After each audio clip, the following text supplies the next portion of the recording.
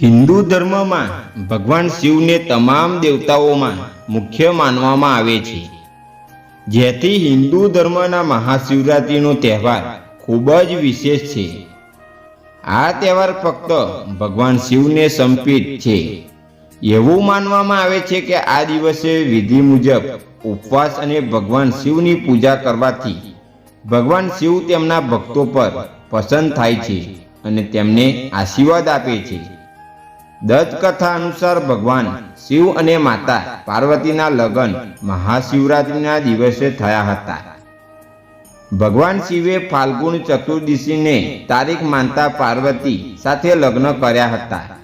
તેથી જ ભગવાન શિવ અને માતા પાર્વતીના લગ્નની ઉજવણી કરવા માટે દર વર્ષે ફાલ્ગુન ચતુર્દશીને તારીખે મહાશિવરાત્રિનો તહેવાર ઉજવવામાં આવે છે. મહાશિવરાત્રિનું વ્રત મનુષ્યના કલ્યાણ માટે ખૂબ જ લાભદાયી ઉપવાસ છે.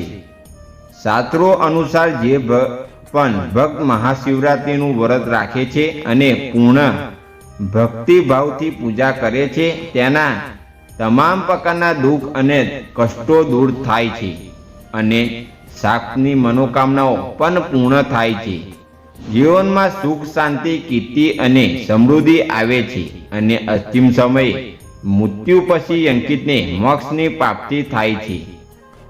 માન્યતાઓ અનુસાર મહાશિવરાત્રિના ઉપવાસ, પૂજા અને જલાભિષેક કરવાથી વૈવાહિક જીવન સંબંધિત સમસ્યાઓ દૂર થાય છે અને દાંપત્ય જીવન સુખી બને છે.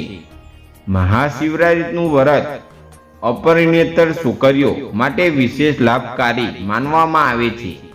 એવું માનવામાં આવે છે કે જે અપરિણિત છોકરીઓ શિવરાત્રિ પર વ્રત કરે છે, તેમના લગ્નમાં આવતા અવરોધ દૂર થાય છે અને ટૂંક સમયમાં લગ્નની સંભાવનાઓ બને છે.